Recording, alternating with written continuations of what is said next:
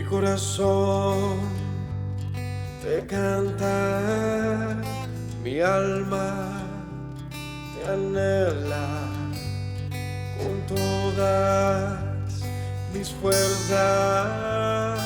Te amo, roca eterna, tú eres mi esperanza, mi gloria, mi fuerza. En valles de sombra te cuidas, eres lumbrera. Tú eres fiel, no me dejarás. De la muerte y me levantarás. En tu palabra puedo confiar. Tú eres fiel, no me dejarás. De la muerte y me levantarás. En tu palabra puedo confiar. Eres fiel.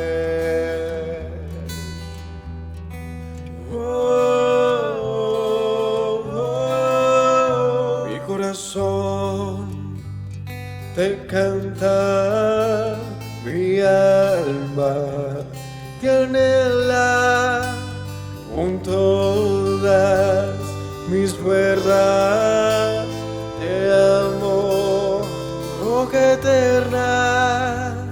Tú eres mi esperanza, mi gloria, mi fuerza.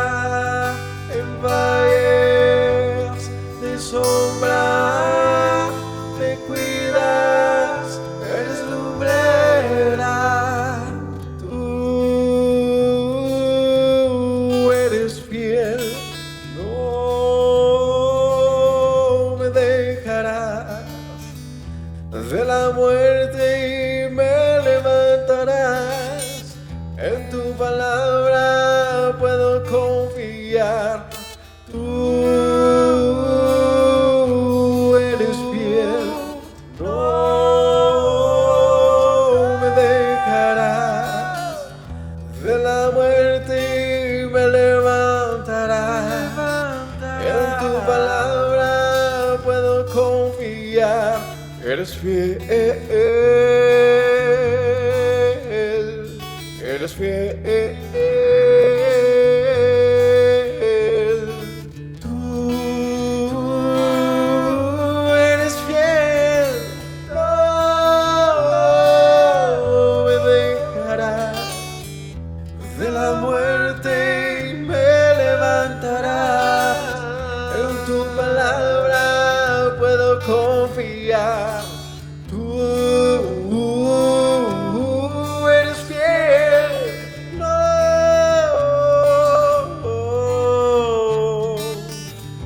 De la muerte y me levantarás. En tu palabra puedo confiar. Tú no.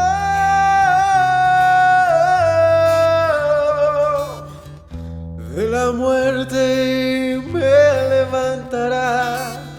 En tu palabra puedo confiar. Eres fiel, eres fiel. Tú eres fiel, no me dejarás. De la muerte y me levantarás. En tu palabra puedo confiar.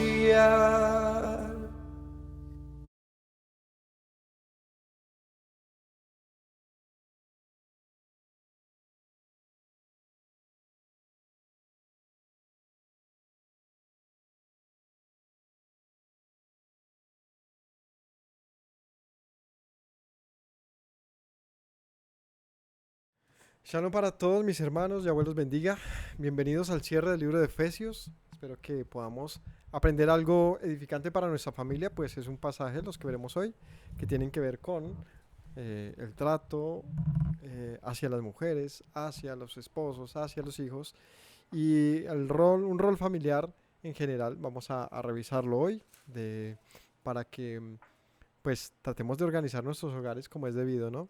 Para que esto sea realmente una guía, una ilustración de lo que el Señor espera que nuestra familia llegue a ser. También cerraremos el libro para, para darle paso a uno nuevo. Pues eh, esta enseñanza del libro de Efesios, si no se vuelve un asunto aplicable a nuestra vida, pues seguiría siendo palabras de Pablo incomprendidas, ¿no? Y creo que el libro de Efesios en particular ha sido un libro muy doctrinal, muy de uso cotidiano, de uso fácil, de asimilación sencilla. Así que les invitamos a ver todo este libro, la enseñanza que tenemos en nuestro canal. Y la tenemos como una lista de reproducción para que lo encuentren ahí fácilmente. Tenemos listas de reproducción por cada libro de la Biblia. Así que, bueno, vamos a orar, que el Señor nos dé sabiduría para entender su voluntad. Padre Celestial, te doy gracias una vez más por permitirnos buscarte, Señor, y hablar, Señor, proclamar tus palabras, anunciarlas. Danos la sabiduría para obedecer, para atender, Señor, este llamado y para encontrarnos, Señor, haciendo tu voluntad, para que este sea nuestra luz, Padre, y podamos organizar nuestras vidas, nuestras casas, nuestra cotidianidad en la luz, Señor, y en la dirección que tú has ordenado a lo largo de toda tu palabra. Te doy gracias porque eres bueno. Amén. Bueno, capítulo 5 del libro de Efesios dice: Sed pues imitadores de Dios como hijos amados, y andad en amor, como también el Mesías nos amó y se entregó a sí mismo por nosotros, ofrenda y sacrificio a Dios en olor fragante. Siendo imitadores de Dios. Lo que hablaba en el capítulo 4 es que, y a lo largo de este libro, es que si Pablo en este caso fue enviado a los gentiles para ser ministro y llamarnos a todos a la luz del Evangelio y conocer la voluntad y la gracia de nuestro Dios, pues qué mejor que empezar una nueva vida en Él, pero una vida real y no aparente, sin, digamos que hipocresías, sin falsedad, sino más bien una nueva vida. ¿Y cómo es este tipo de vida? En el capítulo 5 lo arranca de una manera muy interesante. Seamos pues imitadores de Dios. Imitadores de Dios. Este es un mensaje que en otros versos Pablo también lo dice en otras palabras: sean imitadores de mí, así como yo soy también del Mesías. El ser imitadores. ¿Por qué es necesario encontrar algo que imitar? Porque es el camino más rápido para aprender algo, ¿no? Usted quiere aprender un oficio, vaya y trabaje con alguien que lo sepa hacer bien. Más que ir con un profesor, es alguien que usted pueda ver que lo hace. Ver a alguien del que usted pueda aprender algo, pueda imitarlo, es el camino quizás más rápido, más práctico para aprender un oficio. Así que cuando nosotros nos encontramos con esta pregunta, y es: ¿qué es hacer la voluntad de Dios? ¿Cuál es su voluntad? ¿Cómo encuentro mi vida en la voluntad de Dios de manera aprobada? ¿Quién me dice cuál es el camino? ¿Qué es lo que tengo que hacer? Bueno, aquí resulta más práctico y sin desestimar lo que también es necesario, que es estudiar.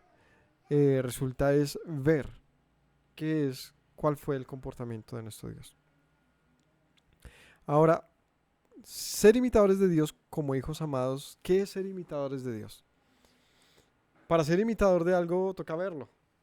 Sin embargo, yo les pregunto: ¿quién de nosotros ha visto a Dios? ¿O conoce algo de Él como para saber cómo imitarlo?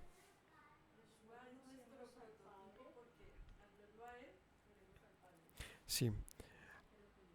El punto aquí es que, primero, para imitar algo, primero tenemos que conocerlo. Como leíamos esta mañana en algún pasaje de Romanos, ¿Cómo el mundo conocerá a un Dios del que no se le haya hablado? ¿Y cómo oirán si no hay quien predique? Es necesario que alguien dé a conocer las virtudes de nuestro Dios. Y el Señor nos dice que nos ha llamado como un pueblo suyo para dar a conocer sus virtudes. Entonces, conocer a Dios es la primera parte para poder imitarlo. Difícilmente podamos imitar algo que no conocemos. Muchas personas creen que son imitadores de Dios, pero realmente no conocen a Dios. Lo que están imitando muchas veces no es más que pues una ilusión y un falso Dios.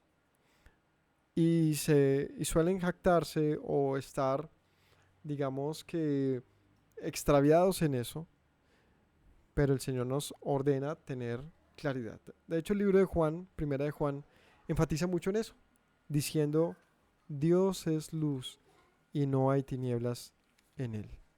El que dice que le conoce debe andar como él anduvo. Si Dios es luz, tenemos que tener claridad en que no podemos decir que no se puede conocer, que es imposible acceder a él. Al contrario, el argumento del apóstol es que sí podemos conocer al Señor. Entonces, ¿cómo podemos imitar al Señor? Bueno, primera de Juan nos lo clarifica un poquito más. El que dice que le conoce debe andar como él anduvo. Imitadores de Dios, ¿cómo podemos saber cuál es ese camino, esas obras? Pues los evangelios dan testimonio de la manera en que el Hijo de Dios anduvo.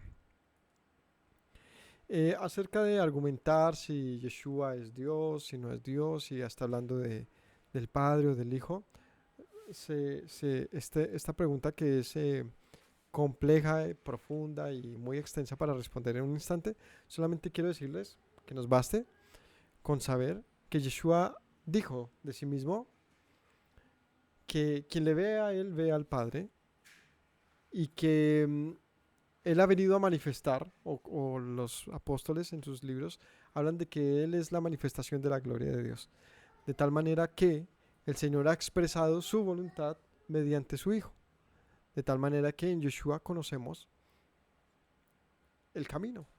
Yeshua es el espejo al que mirar, él es la muestra, es el hombre, el varón perfecto a quien imitar. Entonces, seamos pues imitadores de Dios como hijos amados, andando en amor, como también el Mesías nos amó, se entregó a sí mismo por nosotros, en ofrenda de sacrificio a Dios en olor fragante. Entonces, ¿de qué manera debemos imitarlo? Pues aquí nos indica, andando en amor. Así como Yeshua nos amó, entregando su vida como ofrenda de sacrificio a Dios en olor fragante. ¿Cómo debemos andar? En amor y en entrega. ¿Qué tipo de entrega es? Es una entrega que es completa. ¿Hacia quién? Pues hacia Dios.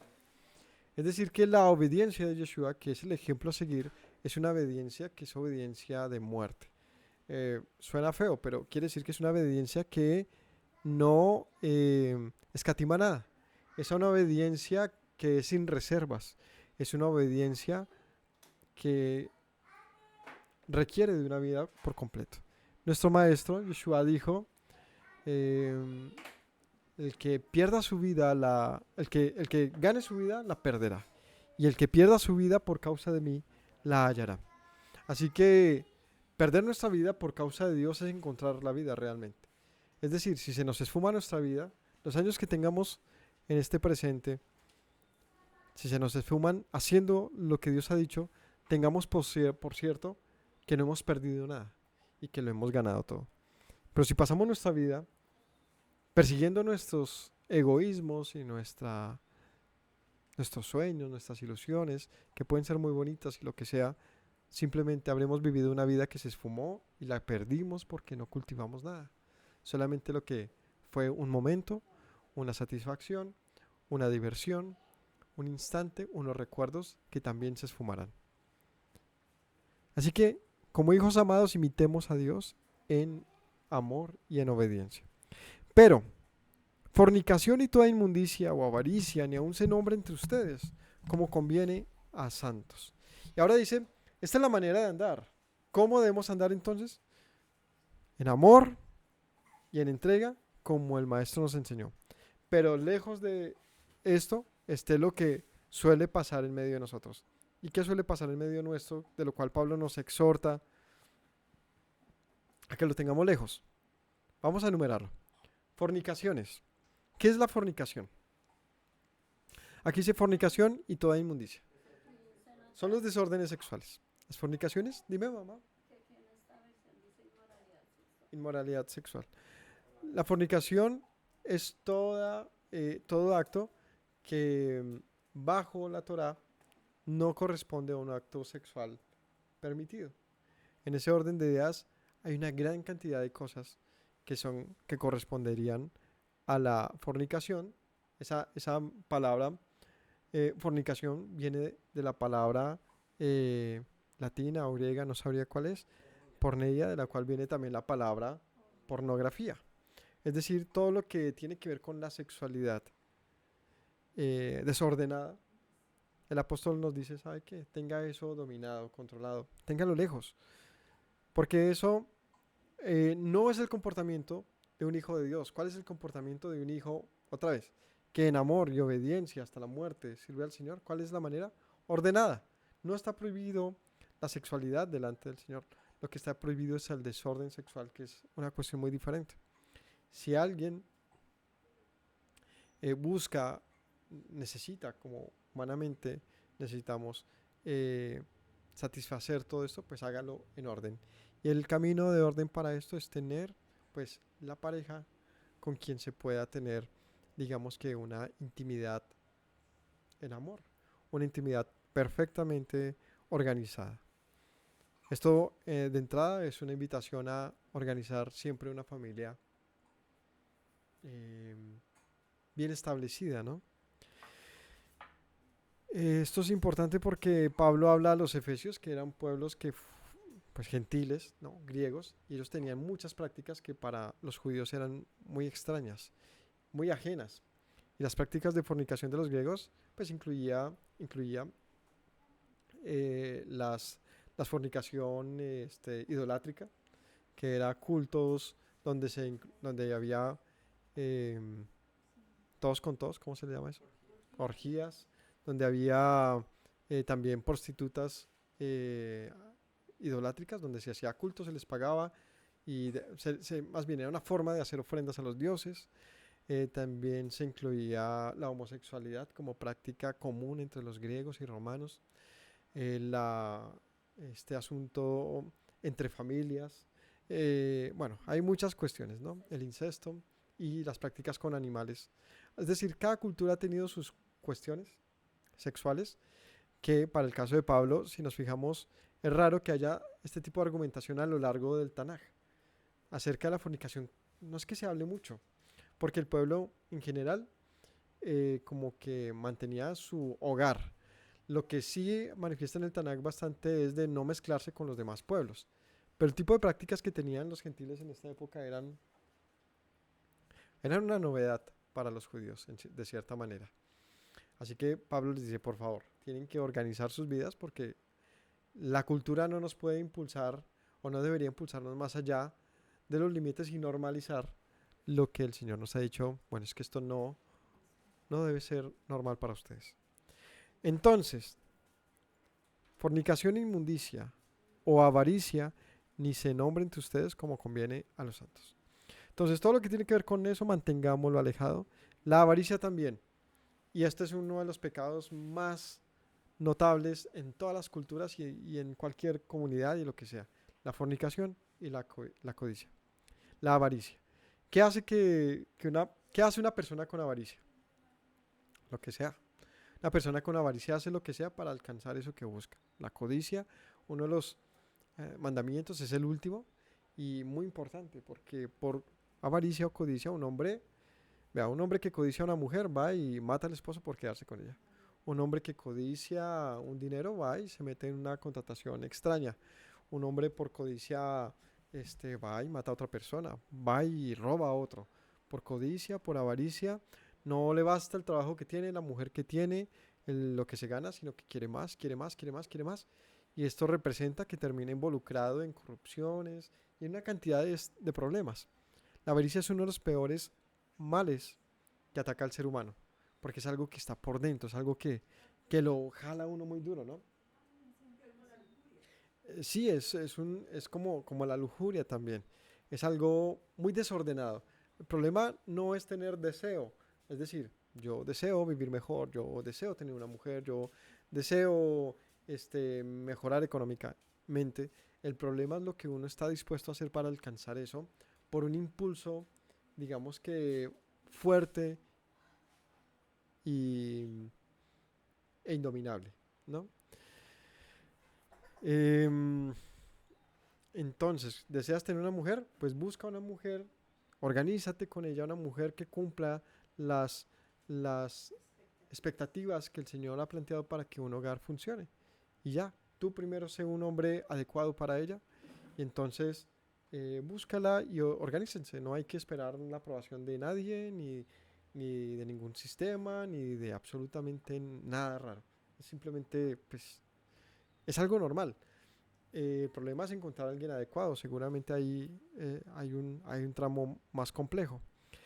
Pero, pero la primera opción no puede ser el desorden sexual. Tenemos que procurar organizarnos entonces. La avaricia de la misma manera. ¿Quieres dinero? Pues a trabajar entonces, a trabajar. Pero si tu primera opción es el dinero fácil, a ver quién me regala, a quién le quito, qué pirámide hay por ahí, dónde gano plato rápido. A veces lo que creemos que es inteligencia y el menor esfuerzo es solamente el resultado de avaricia. Porque luego que tenemos eso y queremos más y queremos más. Eh, un ejemplo de esto quizás pueda ser lo que hoy en día son los youtubers y ¿cómo se llaman ellos? Los influencers. Porque ellos ganan bastante bien. Pero no les es suficiente. Y hacen cuanto concurso, cuanta cosa sea necesaria para ganar más y en serio que ganan muchísimo dinero. Y uno dice, pues, en serio que eso no tiene ningún control. No hay, es normal eso, que una persona tenga la oportunidad de ganar de una manera exacerbada, impulsado por un apetito insaciable. O sea, no quiero decir que nosotros no podamos encontrar mil opciones de hacer dinero. Lo que no se puede obviar es que lo que impulsa el mercado es un poder de avaricia importante. Eso no puede estar en medio de nosotros. Tenemos que contentarnos con lo que tenemos, mejorar las cosas en lo posible, pero no ser dados a la avaricia, que eso no sea la conversación de nosotros. Oiga, ¿cómo le hacemos una trampa al vecino? ¿Cómo corremos el terreno? ¿Cómo le robamos luz al vecino? Le cogemos del wifi, del cable? ¿Cómo? Etcétera, ¿no? Siempre encontrando una trampa. Esos son conversaciones que pasan entre familias, entre amigos. Eso no puede pasar en medio de nosotros. Dice entonces, fornicación y toda inmundicia o avaricia ni aun se nombre entre ustedes como conviene a santos, ni palabras deshonestas, ni necedades, ni truanerías, que no convienen, sino antes bien acción de gracias. Ahora acerca de lo que hablamos, este es un problema también constante con nosotros, porque no conviene que nosotros utilicemos nuestra boca para hablar de una manera deshonesta, que es hablar que son palabras deshonestas, para las trampas, los torcidos con que eh, generalmente nos referimos a otros o con los que buscamos hacer ganar o quitar o convencer, etcétera. Que la verdad sea la palabra que salga de nuestra boca. Que de nuestras palabras no haya groserías, ni un impulso difamatorio, ni la necesidad de lastimar a los demás. Cuidemos nuestra boca, usémosla de manera como conviene. ¿Y cómo conviene? Con acciones de gracias. ¿Qué son acciones de gracias? ¿Para qué debe usarse nuestra boca? Para manifestar gratitud. Para hablar de una manera que sea conforme a la verdad, con honestidad. Porque sabéis esto, que ningún fornicario, o inmundo, o avaro, que es idólatra, tiene herencia en el reino del Mesías y de Dios. Y aquí viene una afirmación importante y grave. Ningún fornicario o inmundo, o avaro, quien es también idólatra, lo que les hablaba. El idólatra hace lo que sea por obtener lo que quiere y eso se constituye que él hace de sí mismo un Dios. La avaricia es idolatría. Ninguno tiene el de herencia en el reino del Mesías y de Dios. ¿Qué quiere decir esto? Que cuando una persona comete fornicación ya no tiene herencia en el reino de Dios, no. Sino que cuando una persona utiliza como práctica la fornicación o, o la avaricia o la idolatría, es decir, tiene algunos actos que hemos mencionado como una forma de vida, como una práctica, como un obrar diario, pues sí tenemos aquí un termómetro que nos indica que esa persona pues de repente está siendo engañada por su propia inclinación y cree que todo está en orden, pero está bastante mal. Cuidémonos, no sea que nosotros haciendo estas prácticas seamos excluidos pues de toda la esperanza que ha sido reservada para los que hemos creído, ¿no? Somos hijos amados de Dios, entonces organicemos. Que nadie les engañe con palabras vanas, porque por estas cosas viene la ira de Dios sobre los hijos de desobediencia. No sea pues, no sean partícipes de ellos, porque en otro tiempo eran tinieblas, pero ahora son luz en el Señor. Anden como hijos de luz. Entonces, que nadie nos engañe con un mensaje diferente, porque por eso viene la ira de Dios. Esto nos recuerda al mensaje de los profetas en el tiempo de los profetas. Es decir, había otros profetas en el tiempo de los profetas bíblicos que daban mensajes completamente diferentes a los que los profetas del Señor enviaban, ¿no? Mientras un profeta decía viene juicio, otro profeta decía de ninguna manera viene juicio porque aquí está el templo. Mientras un profeta decía eh, derriben los lugares altos, otro profeta decía eleven lugares altos. Mientras un profeta decía una cosa, otro decía otra. Y de esto es de lo que está diciendo acá. No participen de las palabras vanas de los engañosos. Porque por eso es que viene la ira de Dios sobre los hijos de desobediencia. Cuando una persona tiene el poder, tiene el permiso de, pues de engañar a un pueblo, a una comunidad, de decirles cosas falsas e impulsarlas a hacerlo, esto generalmente lo único que trae es pues un problema mayor, es que el Señor traiga juicio sobre un pueblo completo. Porque el falso mensaje, la falsa enseñanza, pues históricamente fue en doctrina, se convirtió en religiones, se convirtió en filosofías, etcétera, que no cambiaba la mentalidad de una persona, sino de muchos. Así que nadie nos engañe con palabras que lleguen a llevarnos a la desobediencia. ¿Y qué cosas trajo ira sobre las naciones? Pues aquí las mencionó Pablo. Idolatría y fornicación. Si a ti te dicen que no pasa nada con la fornicación, que no pasa nada con la avaricia, sino que el lugar donde asistes te impulsa al contrario a cualquiera de estas dos cosas, ten cuidado, porque aquí dice que estos son hijos de desobediencia y para ellos está reservada ira del Señor. No participemos con ellos. Pablo dice, ustedes en otro tiempo eran tinieblas, sí, pero ya no. Ahora son hijos del Señor, hijos de luz. Anden como hijos de luz. Porque el fruto del Espíritu es toda bondad, justicia y verdad. ¿Cómo debemos andar entonces? Pues con verdad, con justicia y con bondad.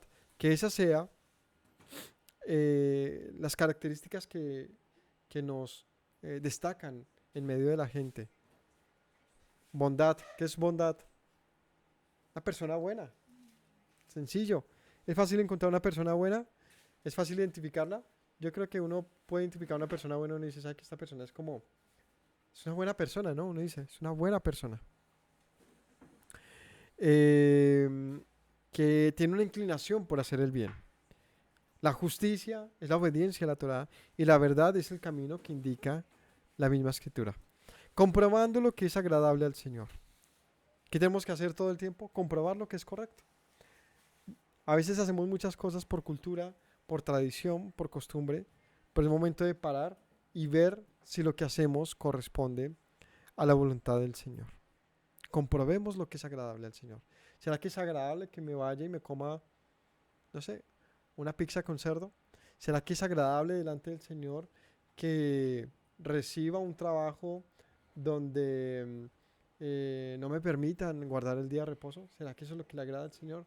¿Será que lo que le agrada al Señor es que yo esté, no sé, en una vida desordenada, no, comprobemos cada cosa, cada cosa, cada cosa, de manera que seamos pues personas sabias capaces de diferenciar lo correcto de lo incorrecto. No participéis en obras infructuosas de las tinieblas, sino más bien reprendedlas, porque vergonzoso es aún hablar de lo que ellos hacen en secreto. Mas todas las cosas, cuando son puestas en evidencia por la luz, son hechas manifiestas, porque la luz es lo que manifiesta todo. Por lo cual dice, despiértate tú que duermes y levántate de los muertos y te alumbrará el Mesías. Todas las cosas siempre salen a flote, todo lo que sea. Llega el momento en que es descubierto.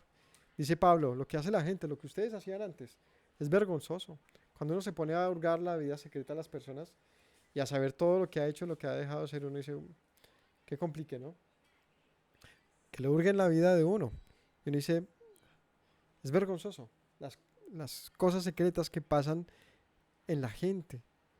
Pero dice aquí, cuando todo es expuesto a la luz, pues sale en evidencia para vergüenza. Pero ¿qué dice el Señor? Que no andemos más en tinieblas, sino que vengamos a la luz para que no seamos avergonzados por las cosas que hagamos. ¿Cómo lo dice? Despierta tú que duermes y levántate de los muertos para que te alumbre el Mesías. Así que pensemos en esto. ¿Por qué hay una negatividad en nosotros para obedecer al Señor? ¿Por qué hay una flaqueza, como una debilidad, como que no hay una motivación? Bueno, el Señor nos dice y nos exhorta a despertar, a levantarnos de esa muerte con la que parece que vivimos, ¿no? Vivimos como muertos, como zombies, lo que no nos permite avanzar en el Señor, sino que nos hemos estancado. Así que andemos como hijos de luz. Versículo 15. Mirad pues con diligencia cómo andéis. No como necios, sino como sabios. Entonces andábamos ahí como hojas movidas por el viento, como para donde iban todos, para allá íbamos. No, es momento de parar y ser más críticos, de ver cómo andamos, ya no como simples, como dice el libro de Proverbios, ¿no? ¿Para qué está escrito el libro? Para dar sagacidad a los jóvenes, para ser sabio al sencillo, para darle inteligencia a los simples. Es el momento que nos demos cuenta que todos tenemos este potencial, esta capacidad de sabiduría, que la debemos buscar. Aprovechemos el tiempo, porque los días son malos. Aprovechemos el tiempo. Uno de nuestros mayores problemas es que no aprovechamos el tiempo. ¿En qué agotamos nuestro tiempo? Si no estamos trabajando, estamos haciendo algo que sí desperdicia nuestro tiempo y es vagando. La vagancia, la ociosidad, el no hacer nada, el de andar culturalmente ya detrás de un celular todo el día sin darnos cuenta, nos hace preguntar ¿por qué perdemos tanto nuestro tiempo? No lo vamos a cosechar, no lo vamos a recuperar. Aprovechemos el tiempo porque los días son malos. Por tanto, no seáis insensatos, sino entendidos de cuál sea la voluntad del Señor. Entonces, busquemos la voluntad del Señor. No buscarla, Pablo nos llama insensatos. ¿Qué otra sinónimo para insensato? Necio, torpe, tonto. No seamos tontos. ¿Queremos ser imitadores de Dios? Busquemos qué es lo que tenemos que imitar de Él. Encontremos, aprovechemos nuestro tiempo para conocer cuál es la voluntad del Señor, sometiendo todo al escrutinio de las palabras, a fin de que seamos hijos de luz y no hijos de las tinieblas. ¿Qué nos define entonces como hijos de luz e hijos de las tinieblas? Nuestros hechos. ¿Sigues en fornicaciones? Lo siento, hablas muy bonito de la Torá y el Shabbat lo guardas preciosamente, pero eres un fornicario, es un hijo de las tinieblas, ¿no? Conoces poca Torá y no sabes mucho, pero en lo poco que sabes te organizas, excelente, bien por ti, ¿no? Acerca de esto el Señor habla con el tema de los talentos. A uno le dio 10, a otro 20, a otro le dio 1. El de 20 los multiplicó, el de 10 los multiplicó, pero el de 1 tuvo miedo del Señor y lo escondió. Le dice, ¿por qué lo escondiste? ¿Por qué lo escondiste? No debía siquiera haberlo metido al banco para que se multiplicaran intereses, yo tener algo que recuperar de eso. Entonces le quitó el talento y tras derecho le dijo, lo tiró en vergüenza, pues.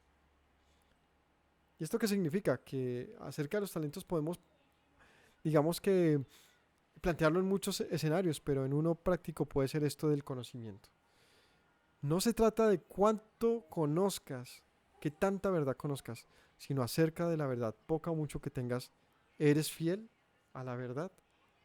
¿Has aprendido algo, una palabra pequeña, sencilla? ¿La practicas o no? Porque no sirve de nada conocer muchísima palabra cuando esquivas toda la verdad que hay en ella. Así que entre el que más se le da, más se le exige. Conoces más, pues cuidado porque tienes más exigencia. Conoces poco, cuidado porque lo poco que tienes puede serte quitado. Entonces, esforcémonos por comprender la voluntad del Señor y lo que vamos aprendiendo, tener las agallas, la voluntad, la capacidad, la valentía, pues de levantarnos y hacerlo. Y otra vez recordar el pasaje, levántate tú que duermes para que te alumbre el Mesías. O sea, dejemos de esperar que pase algo sobrenatural, pues, no sé, para que pase algo en nuestra vida. No, tenemos que nosotros tomar la decisión de oír. Así que, versículo 18, no os embriaguéis con vino, en lo cual hay disolución, hay problemas. Antes bien, sed llenos del Espíritu, hablando entre ustedes con salmos, con himnos y cánticos espirituales, cantando y alabando al Señor en sus corazones, dando siempre gracias por todo al Dios y Padre, en el nombre de nuestro Señor Yeshua. Y aquí hace una razón de reunirnos. Pablo dice, no se reúnan para estar bebiendo, lo que seguramente era una práctica de la época y que pues pasa mucho también acá. Y es que la reunión se convierte en un momento pues, de desorden y de algarabía, donde el vino, las palabras insensatas y las banalidades son el tema. Dice él, más bien, entre ustedes que debe haber llenura del espíritu, hablando cosas sabias, con salmos, con himnos y cánticos espirituales, adorando al Señor en gratitud en el nombre de Yeshua. Y esto como práctica de vida en una comunidad es sumamente sano, ¿no? Mis memorias de infancia siempre fueron en una iglesia, pero más allá de cualquier inconveniente era esto, un ambiente de un pueblo buscando a Dios, un pueblo en oración, un pueblo con un predicador siempre por delante, un mensaje, una palabra de parte de Dios. Eso es mi recuerdo y eso me parece fabuloso. Mm, si nosotros logramos esto en medio de nuestra comunidad, en medio de nuestros hijos, en medio de nuestros familiares, pues fomentamos un ambiente en el cual siempre hay gloria al Señor y dejamos de lado los ambientes en los que suele haber problemas. Someteos unos a otros en el temor de Dios. Las casadas, bueno, ahora empieza a hablar del sometimiento. Primero dice unos a otros. ¿Qué es someterse? Es tener la capacidad, la humildad de oír la reprensión de otro equivalente a mí. ¿Quién es equivalente a mí? Mi prójimo, es decir, cualquiera. Tengamos la capacidad, la humildad de someternos a la reprensión oportuna, buena y verdadera de otra persona. Y aquí empieza con varios escenarios de lo que esto representa. Las casadas, que estén sujetas a sus propios maridos como al Señor. Porque el marido es cabeza de la mujer, así como el Mesías es cabeza de la iglesia, la cual es su cuerpo, y él es su Salvador. Así que, como la iglesia está sujeta al Mesías, así también las casadas lo estén a sus maridos en todo. Bien. Aquí viene un punto siempre muy difícil, controversial de Pablo, porque para muchos Pablo como que no quería a las mujeres y tiene una doctrina muy machista, muy peyorativa con las mujeres. ¿Y qué tanto será esto así, no? También descalificativos por causa de que, pues, claro, por supuesto que Pablo estaba en una sociedad demasiado machista, donde el rol de la mujer estaba muy limitado y la voz de las mujeres era muy callada, ¿no? Eh, por un lado, en el caso de los judíos y en el caso de los griegos, pues las mujeres tenían otro tipo de voz. Por ejemplo, habían en el caso religioso, eran sacerdotisas y muchos oficios de culto estaban relacionados con las mujeres. Pablo tenía que lidiar con este asunto cultural y trazar un marco que de una u otra manera sí es bíblico, pero también sí es tradicional. Es decir, hay que entender que el contexto en el que se dan las cosas, hay que entenderlo y entonces sacar y extraer lo mejor de todo esto. Lo primero que hay que entender de esto es que Pablo no está reduciendo a las mujeres, al contrario, les está dando un lugar que socialmente no tenían. ¿Cuál no tenían? ¿Estar sometidas? No, el que sigue, donde dice: maridos, amad a vuestras mujeres, así como el Mesías amó a la iglesia y se entregó a sí mismo por ella, para santificarla, habiéndola purificado en el lavamiento de agua por la palabra, a fin de presentársela a sí mismo una iglesia gloriosa, que no tenga mancha ni arruga ni cosas semejantes, sino que fuese santa y sin mancha. Así también los maridos deben amar a sus mujeres como a sus mismos cuerpos. El que ama a su mujer a sí mismo se ama, porque nadie aborreció jamás a su cuerpo, sino que la sustenta y la cuida, como también el Mesías a su iglesia. Entonces, esto es un mensaje completamente nuevo. Pablo está diciendo que haya un orden. El orden, sí, es cultural en muchas cosas. Es decir, es difícil pretender ahorita inculcar un orden que no sea propio de una cultura, salvo que sea contradictorio a la Torah, ¿no? Eso es otra cosa. Pero si está, digamos que amparado bajo la Torah, culturalmente tenemos el deber de organizar una comunidad a fin de que no sea un tropiezo, no tenga un tropiezo cultural, sino que aporte cuestiones culturalmente. Por ejemplo, Pablo insiste que una mujer debe usar un velo. Eso no tiene nada que ver con la Torah, pero sí culturalmente en la época. Era la manera en que una mujer casada se vestía. Y Pablo dice, pues, que anden con la honra que el matrimonio merece. Es decir, no está instruyendo que una mujer hoy en día use velo, pero sí que una mujer hoy en día mantenga su postura en lo que culturalmente se refiere a una mujer casada. En ese orden de ideas, Pablo sí está enmarcando bien un asunto de orden en el hogar. Y ese orden culturalmente se mantiene, pero en la manera en que funciona o ¿cómo lo digo? En que acontece puede variar un poco por un mero asunto cultural. Vamos a ver, dice primero entonces: las mujeres casadas se sujeten a sus maridos como al Señor, porque el marido es cabeza de la mujer, así como el Mesías es cabeza de la iglesia, la cual es su cuerpo y él es el Salvador. Lo primero que hace Pablo es comparar, hace una, una comparación directa entre el hogar de un hombre y una mujer con Yeshua y la iglesia, donde dice: tenemos un ejemplo de lo que debería ser un orden, donde Yeshua, como el marido de su pueblo, tiene un rol de autoridad, y este rol de autoridad le pone a él digamos que en un lugar donde su propia iglesia, su pueblo, se somete a él, por ser su Señor, su Padre, su marido. Y Pablo utiliza esto como un punto de comparación, donde dice, bueno, así también dentro del hogar, las mujeres, quienes podrían ser equiparables a la iglesia y el marido equiparable al Mesías, pues que se sometan. Pero si somos juiciosos y vamos más allá de lo que Pablo está hablando, si está utilizando al Mesías y a la iglesia como puntos de partida, pues también tiene que serlo entonces en todo. Porque claro que que la iglesia se debe someter a Yeshua. Y si el hombre fuese como Yeshua, pues la mujer debería sometérsele a él. La pregunta es, ¿en qué podría un hombre ser equiparable al Mesías como para que una mujer se le someta? Ahí lo decía más adelante. Pues que él la ame con su vida completa hasta la muerte. Ah, bueno, espérese. No es que una mujer se someta al varón simplemente porque dice que él es como el Mesías, entonces que se someta. No. Él tiene que primero amarla. ¿Y hasta dónde debe amarla? Que aunque esa mujer no lo ame a él, él tiene que estar dispuesto a dar su vida por ella, para entonces ella decir, pues, ¿por qué no me lo voy a someter? Y someterse, ¿qué significa? Someterse no es obligarse a él. Someterse es concederle a él la responsabilidad y la autoridad.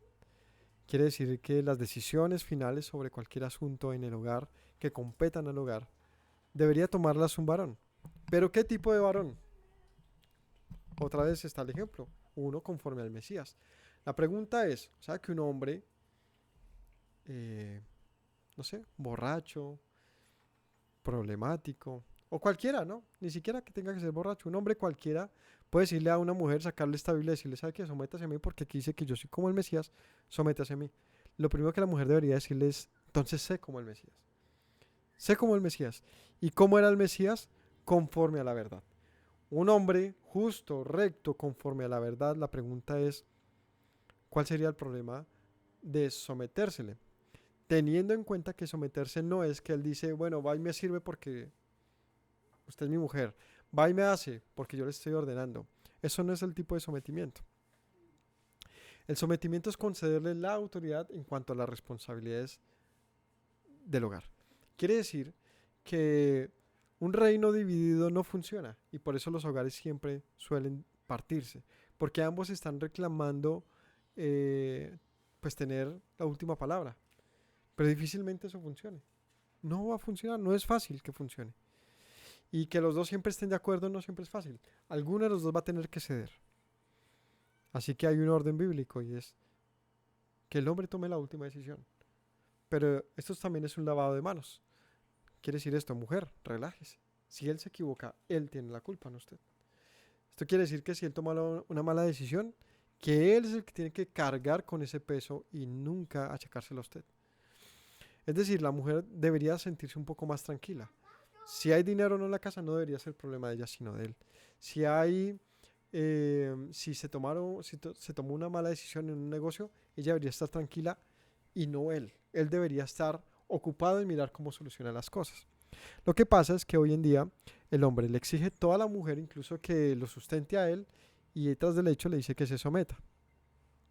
Entonces todo, absolutamente todo está mal en el plano de familia. Si queremos utilizar como Pablo a Yeshua y a la iglesia como un símil, tenemos que ser equivalentes. Partamos de ahí.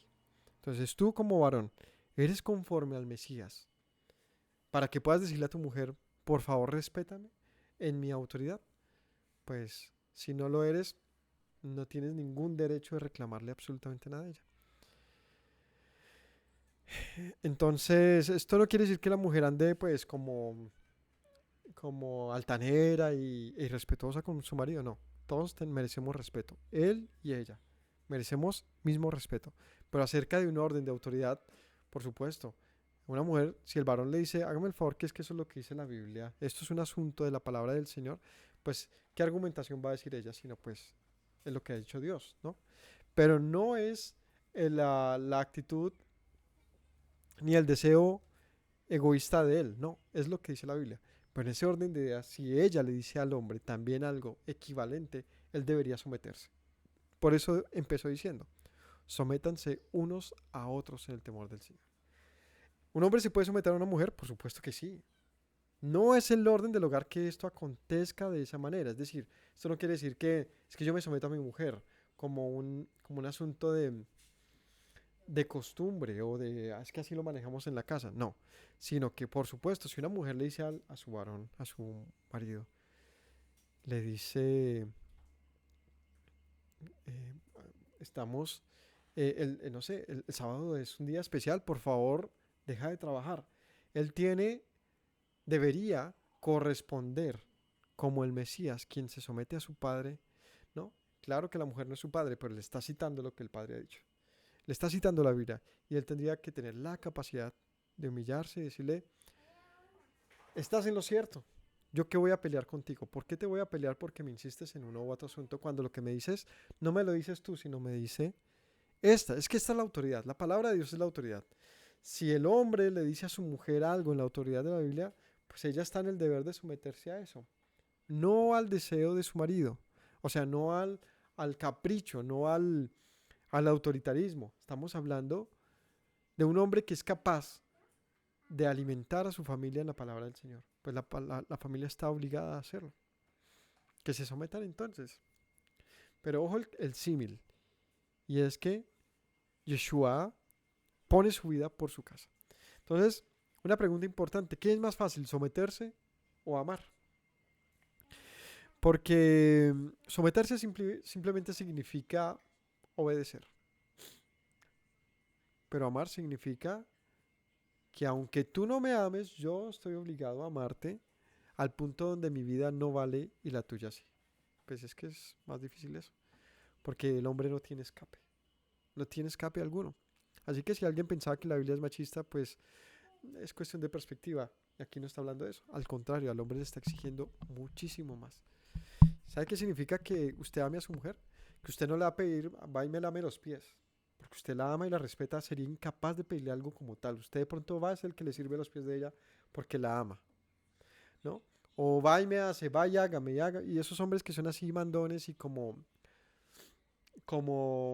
que la están siempre humillando y sometiendo, pues no la está amando. No la está amando. Un hombre que ama a su esposa, al contrario, de una manera muy voluntaria, está muy servicial con ella, está siempre pendiente de ella. Y por supuesto que si le pide algo a esa mujer, con todo el amor va y le hace lo que le está solicitando, no por autoritarismo, sino porque es un hombre que tiene el corazón de su mujer porque se lo ha ganado en el amor que también el Mesías lo hace. ¿O es que usted cuando sirve a Yeshua lo hace porque eres un Dios autoritario?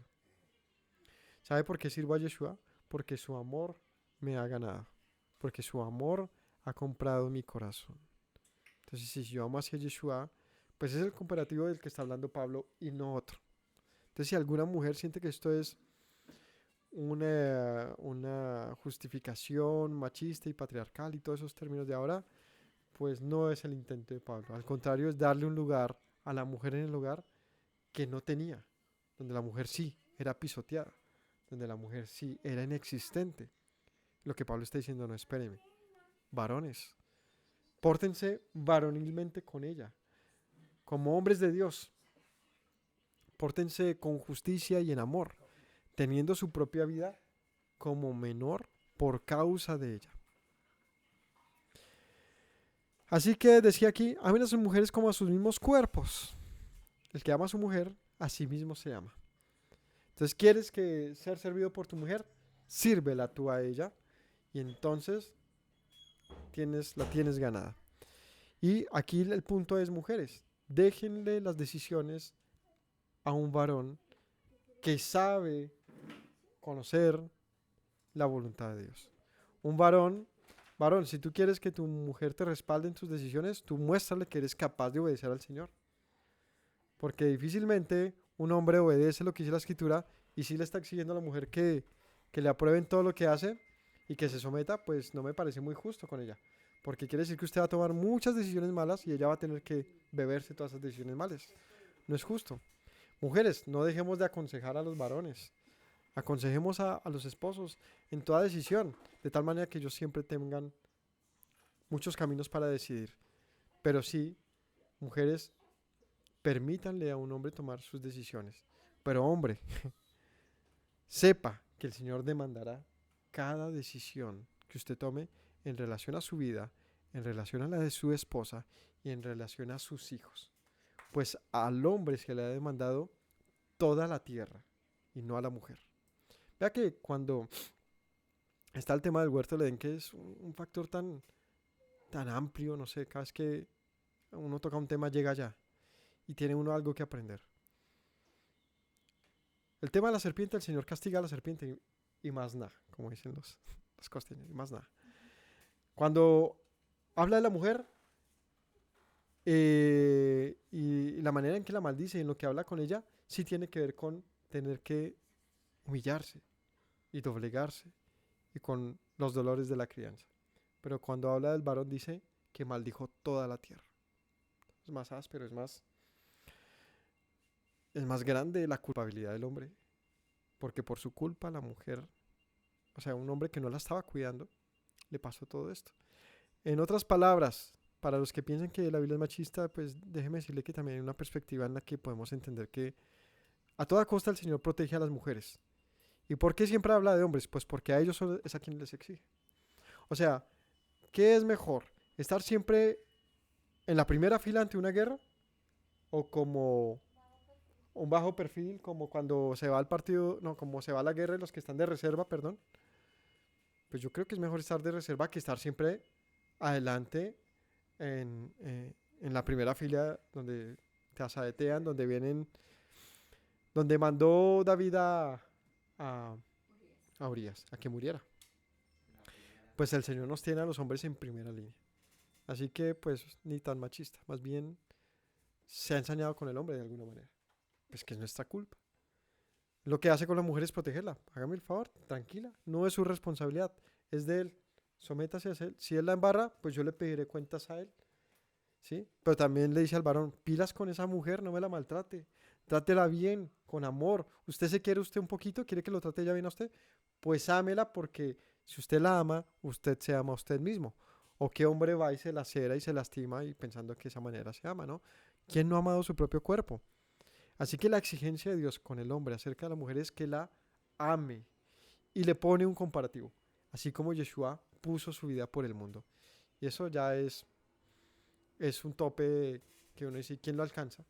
Ah, pues entonces sígase esforzando, ¿no? Quien dice, no, es que yo ya he hecho suficiente, o yo ya la amo suficiente, dése cuenta que aún no la ama suficiente. Y eso nos debería impulsar a valorar a nuestras mujeres. Valoremos a nuestras mujeres, son grandes tesoros, son grandes tesoros. Eh, y son compañeras de vida. Si nosotros realmente encontramos nuestra contraparte en ellas, no nuestro enemigo, sino nuestra ayuda idónea, estoy seguro que alcanzaremos una gran amistad y una gran felicidad y un gran deseo de vivir. Cuando un hombre y una mujer realmente encuentran en el otro una admiración tal, pues son un impulso para seguir todos los días, porque sus propios achaques, sus propios dolores, sus propias cosas son compensadas por el amor de otro, que no ve eso, sino está viendo la esencia de esa persona. Ojalá podamos renovar nuestros hogares y encontrar parejas que cumplan con esto, no nos conformemos con menos, no nos conformemos con menos. Si estamos buscando pareja, ¿por qué buscar al patán o a la chica mala? ¿Por qué? ¿Para sufrir todos? Y si estamos en un hogar donde no funciona esto, la pregunta es, ¿ya nos conformamos y ya dijimos todo así? ¿Por qué no luchamos? Porque las cosas cambien. ¿Por qué no hacemos un poco más? Y yo sí les digo, hombres, empiecen ustedes. Dejemos de esperar que las mujeres empiecen, tomen iniciativa. Claro que la toman y generalmente ellas son las que son más, tienen más esfuerzo en el hogar. Y eso es un logro que siempre, de hecho es un aprendizaje que ganamos más que de nuestros padres, de nuestras madres. Pero bíblicamente yo sí les exhorto y les pido a todos a que demos más nosotros que ellas. Pero no por un tema de quién da más, como de quién ganó en esta batalla, de quién dio más, sino porque, por favor, dejemos de poner en ellos una responsabilidad, en ellas, una responsabilidad que Dios nos ha pedido a nosotros. Así que metámosle ganas a nuestros hogares, enamoremos a nuestras mujeres, sirvámosles y entonces, en algún momento, ¿tiene algún sentido que le digamos, por favor, respeta mi autoridad? Solamente entonces, antes, tratándolas como decía un pastor, como a totuma de loca, no esperemos luego decirle, y sométase porque así dice la Biblia. No vaya a ser que el Señor le reprenda y le tumbe esos dientes por andar diciendo cosas que no van al caso. Por lo demás, no, porque es versículo 30, porque somos miembros de su cuerpo, de su carne y de sus huesos. Por esto dejará el hombre a su padre y a su madre y se unirá a su mujer, y los dos serán una sola carne. Grande es este misterio, mas yo digo esto respecto al Mesías y la iglesia. Por lo demás, cada uno de ustedes ame también a su mujer como a sí mismo, y la mujer respete a su marido. Hijos, ahora vienen los hijos, obedeced en el Señor a vuestros padres, porque esto es justo. Honra a tu padre y a tu madre. Es el primer mandamiento con promesas. ¿Cuál es la promesa? Para que te vaya bien, para que seas de larga vida sobre la tierra. Y padres, no provoquéis a ir a vuestros hijos, sino criadlos en disciplina y amonestación del Señor. Entonces, acerca de los hijos, ¿qué es lo correcto delante del Señor? Que tengamos un carácter dócil, prudente y pasivo en relación a nuestros padres. Lo que no significa, pues, ¿cómo se diría? que ante cualquier actitud de ellos nos sometamos, como quien dice, un papá le dice, vaya y mate a alguien, usted va y lo hace porque es mi papá. No está diciendo eso. Lo que está diciendo es que la actitud de un hijo acerca de su padre siempre tiene que ser de honor, de honra, porque eso es lo correcto. Independientemente de los actos de su padre, tiene que guardar siempre prudencia y respeto y saber que no es igual a él. O sea, como humanos sí somos iguales, pero él es su papá.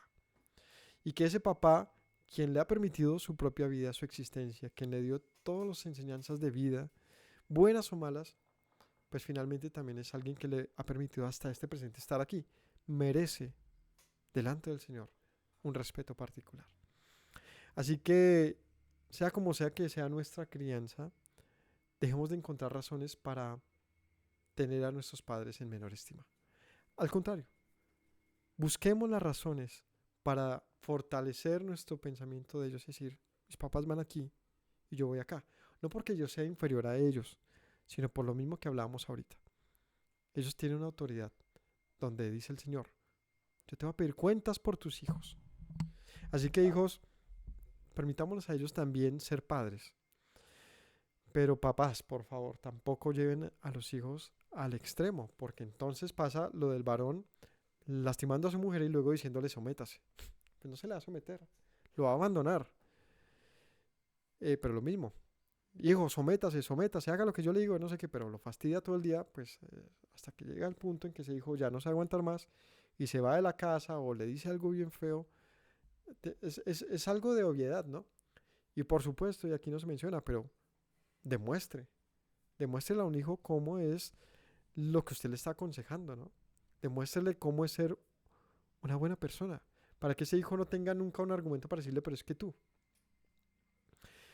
Es decir, en el presente, en nuestro presente siempre tenemos que como padres seguir procurando, a pesar de que nuestros hijos sean grandes, seguir procurando mostrarles lo que es el honor, lo que es hacer las cosas bien, lo que es la sabiduría, lo que es el, las cosas correctas. Y nosotros como hijos dejemos de buscar también razones para humillar, para menospreciar, para pormenorizar a nuestros padres, porque vaya que esto se nos devuelve en la vida. Siervos, obedeced a vuestros amos terrenales con temor y temblor, con sencillez de vuestro corazón, como al Mesías, no sirviendo al ojo como los que quieren agradar a los hombres, sino como siervos del Mesías de corazón, haciendo la voluntad de Dios, sirviendo de buena voluntad como al Señor y no a los hombres, sabiendo que el bien que cada uno hiciere se recibirá del Señor, sea siervo o libre. Y ustedes, amos, hagan con ellos lo mismo, dejando las amenazas, sabiendo que el Señor de ellos y suyo está en los cielos, y para que él y que para él no haya excepción de personas. Y aquí habla de otro grupo social que hoy en día, pues no es que no exista, sino que es diferente. El de los siervos y el de los amos. En esa época había una estructura, una jerarquía social donde existían los esclavos, los libertos, los libres y y una serie de escalones, pues, socialmente. Pablo no dice escapen sin siervos y hagamos rebelión, no dice, sino que si socialmente así funciona, pues hagámoslo correctamente. Porque hoy en día la verdad es que no ha cambiado mucho. Lo único que ha cambiado es que ya nadie puede decir este es mío, pero le pongo y le digo cómo es que funciona hoy. Hoy usted trabaja y tiene un deber servil con una empresa. De verdad. O sea, usted tiene que servir de acuerdo a un contrato. Ese contrato lo hace de una u otra manera pertenencia de esa empresa mientras usted está sirviéndole en lo que está haciendo. Usted no puede usar su celular o no puede hablar de una u otra manera. Es decir, sus libertades están coartadas por lo que un contrato diga. Lo único que pasa es que lo dejan salir a las 6 y vuelve a las 7 de la mañana. Entonces usted dice, soy libre.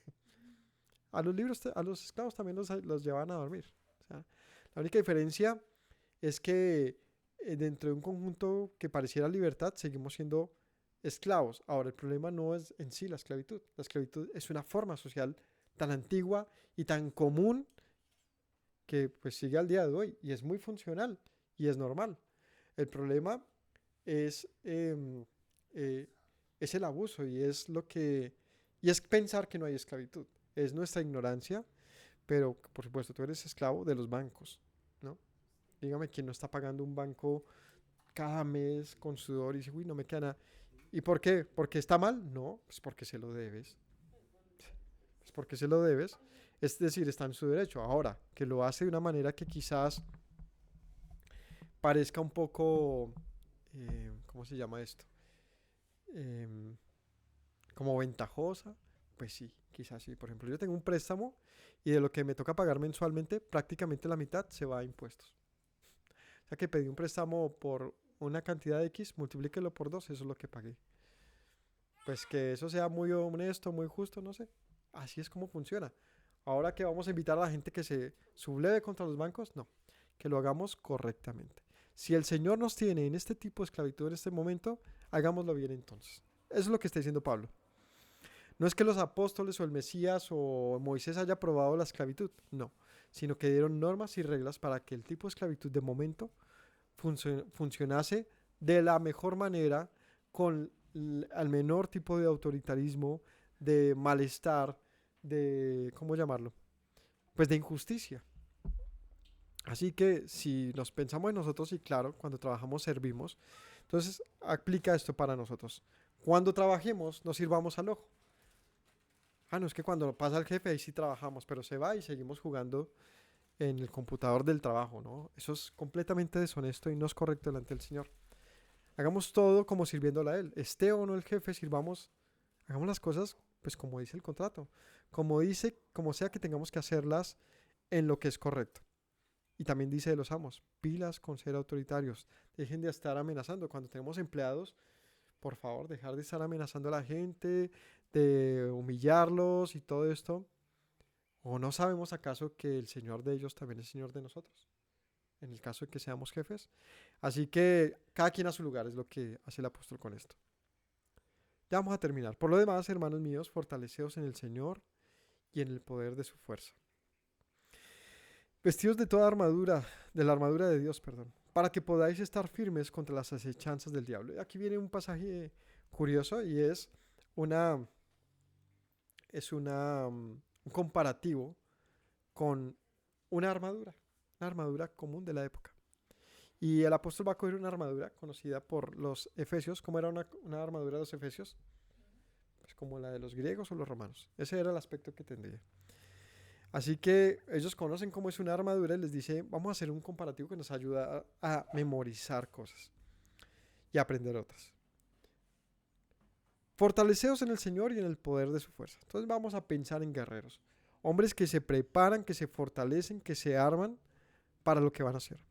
Vistiéndonos de toda la armadura de Dios para poder estar firmes contra las acechanzas del diablo, ¿no? ¿Cómo? O sea, el apóstol va a cerrar el libro diciéndonos, no hagamos las cosas pensando que no tenemos también las herramientas para lograr lo que nos hemos propuesto, sino más bien viéndonos como hijos de luz, teniendo por delante el propósito que el Señor nos ha marcado, pues revistámonos también de las herramientas que Él nos ha dado para esto. Para estar firmes en el momento de la tentación, en el momento difícil. No tenemos lucha contra sangre y carne, sino contra principados, potestades, contra gobernadores de las tinieblas de este siglo, contra huestes espirituales de maldad en las regiones celestes. Por tanto, entonces dice, nuestra lucha no es contra nuestro prójimo. O sea, dejemos de buscar enemigos pensando que el día que yo le gane a mi hermano, entonces en ese momento va a estar en paz, ¿no? Debemos darnos cuenta que el problema, el enemigo, la fortaleza principal que tenemos con la que peleamos está aquí adentro y está operando en absolutamente todo el sistema. Es decir, no seamos ingenuos. Dejamos de pretender que el problema es con un político, con un presidente, con un grupo social, con un jefe, con mi esposa.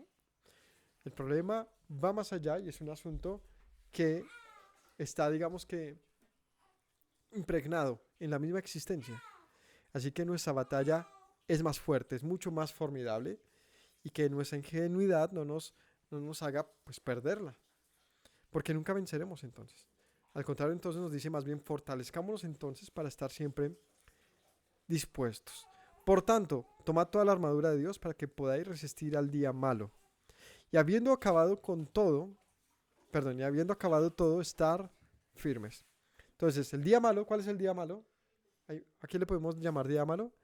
Al día de la tentación es cuando tú empieza esa cosa por dentro a llamarte a hacer algo indebido y se pone muy fuerte eso y uno dice, no quiero ceder, pero está uno ahí a punto de resbalar. El día malo también es el día de la calamidad, cuando llega lo que no esperas, cuando llega el momento difícil, te quedaste sin empleo, se te murió un familiar, no sé, pasan cosas duras que uno dice, uy, me siento mal, me siento tenaz. El día malo es cuando todo nuestro interior se llena de, no sé, de amargura, de cosas malas. O sea, hay muchas cosas que podemos llamar día malo. Preparémonos para que cuando llegue ese día no nos coja debilitados. Estad pues firmes. Entonces, ¿cómo va un soldado? Firme, no está durmiendo, ¿no? Otra vez el pasaje, despierta tú que duermes y te alumbrará la luz del Mesías. Estad firmes. Una persona firme no se deja doblegar por cualquier cosa. No es que hoy estoy feliz, hoy estoy con el Señor, pero mañana esto me aconteció, ya me voy del Señor. Pero después volví y luego me voy firmes. Ceñidos vuestros lomos con la verdad. Los lomos es la parte de la cintura, aquí donde se ponía como un protector aquí, como una faldita, esos soldados, que protegía los muslos y esta parte. Y donde metían algunas espadas y cosas. Ciñan sus lomos con la verdad. Entonces, una persona, ¿de qué se arma? De la verdad. ¿Cuál es la verdad? Tu palabra es la verdad. Conozcamos la Biblia, leamos la Biblia. Vestidos con la coraza de justicia, esto es lo que se colocaban acá, protegiendo el corazón.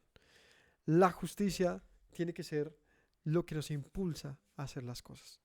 Calzados los pies con el apresto del Evangelio de la paz. ¿Cuál debe ser nuestro caminar? Que se ponía aquí en la calzada, las botas de un soldado. ¿Son de guerra? Pues aquí dice más bien de paz. Sobre todo tomad el escudo de la fe con que podáis apagar los dardos de fuego del maligno. ¿Cómo combatimos esta vida? Sino con una protección eficaz. ¿Cuál debe ser esa protección eficaz? La fe. ¿Por qué la fe? La pregunta cuando estamos en el día malo es, ¿qué debemos hacernos? Allá en nuestro interior es, ¿a quién le he creído yo? Si este es un asunto de lo que hacen estos aquí con sus reuniones, o es lo que la religión me dice, mi pastor, mi amigo, ¿a quién le he creído yo? O aquel que hizo los cielos y la tierra, aquel que se fijó en mí. Si yo le he creído a él, ese escudo puede ser suficiente. Digo puede porque depende de mi fe. ¿Qué tan fuerte es mi fe?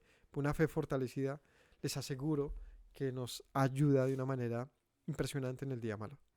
Porque ya no depende de mi estado de ánimo, no depende de lo grave de la calamidad, no depende de mis capacidades para dominarme, sino depende de mi temor y mi amor acerca de aquel que me llamó. Entonces cuando llega el día malo, yo lo primero que pienso es, empieza aquí un conflicto mental, ¿no? Donde está lo que el Señor me ha dicho, lo que yo le he creído, lo que Él ha dicho de mí. Yo me pongo a preguntar, ¿en serio voy a tirar todo por un instante? Por una pequeña calamidad que finalmente en un mes ya ni me acordaré de ella o la veré de una manera resiliente. ¿Por qué dejaré de un lado este caminar con el Señor por un instante? Entonces es como agarrar un escudo y protegernos ahí. ¿Sabe qué? En algún momento se acabará ese dardo, esa aflicción que solemos tener. Tomad el yelmo de la salvación y la espada del Espíritu. El yelmo es el casco, ¿no? Revistámonos de salvación como un pueblo que ha sido salvo, como un pueblo que no le teme a la muerte, como un pueblo que sabe que vencerá. La espada del Espíritu, que es la palabra de Dios, y como agarrar finalmente una espada y con la que venceremos es la palabra del Señor. Entonces, una persona visualizándonos así es como un tipo que está listo para la batalla, que no teme a vivir, que no teme a vivir. Porque claro, aquí dice, ¿usted piensa que el problema es el otro? No, el problema es que todo opera de una manera que ejerce un poder sobre el corazón del hombre, ¿no? Aquí como lo dice Pablo, la lucha no es contra carne y sangre, sino contra principados, potestades, gobernadores de las tinieblas, contra huestes. Lo dice como, wow, es como verse literalmente en un campo de batalla lleno de enemigos. Pues así es la vida del hombre. Pues si un hombre está revestido, está listo, va tranquilo. Orando en todo tiempo con toda oración y súplica en el Espíritu, y velando en ello con toda perseverancia y súplica por todos los santos y por mí, a fin de que al abrir mi boca me sea dada palabra para dar a conocer el denuedo del misterio del Evangelio, por el cual soy embajador en cadenas, que con denuedo hable de él como debo hablar. Finalmente, una vida de oración. Esforcémonos por tener una relación con Dios. Orar no es algo no es algo fácil realmente, pero una vez que tú encuentras la manera de acercarte al Señor y tienes una relación con Él, esta relación es la que te va a proteger del día malo. Para que también ustedes sepan mis asuntos, lo que hago, todos los hará saber Tíquico, hermano amado y fiel ministro en el Señor, el cual envía a vosotros para esto mismo, para que sepáis lo tocante a nosotros y que consuele vuestros corazones.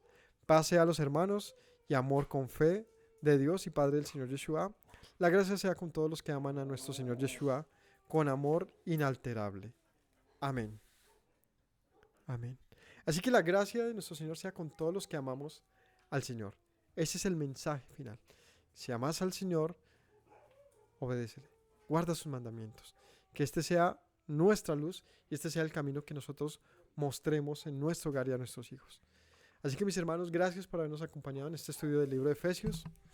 Revistámonos de estas herramientas, esta armadura de fe que el Señor nos ha pues enseñado hoy de una manera muy práctica y pongámoslo en obra.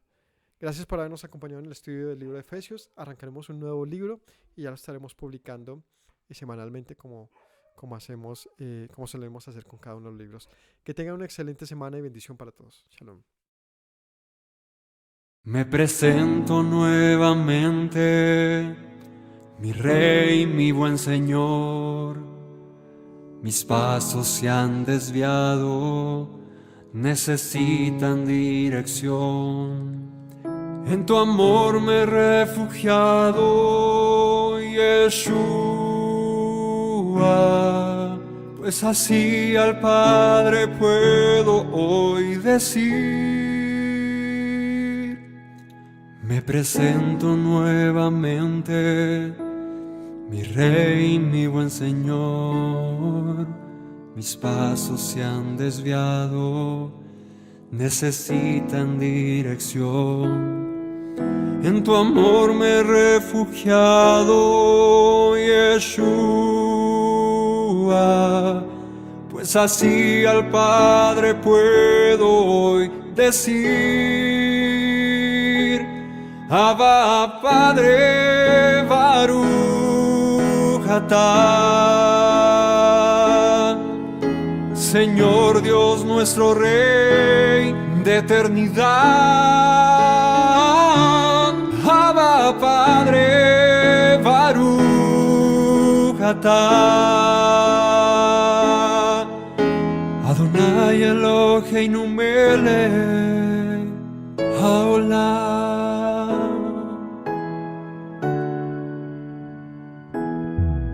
Me presento nuevamente, mi Rey, mi buen Señor.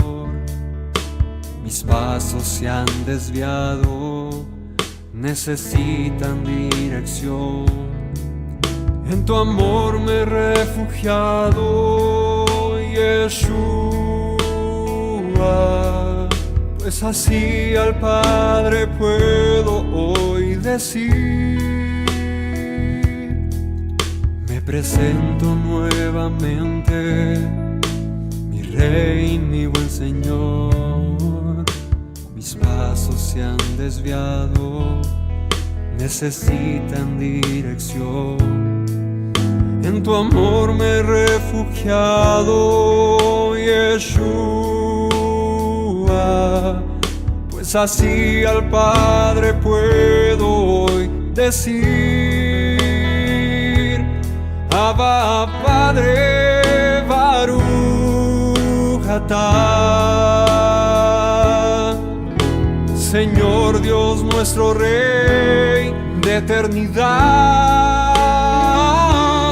Abba, Padre, Baruch atah, Adonai Eloheinu melech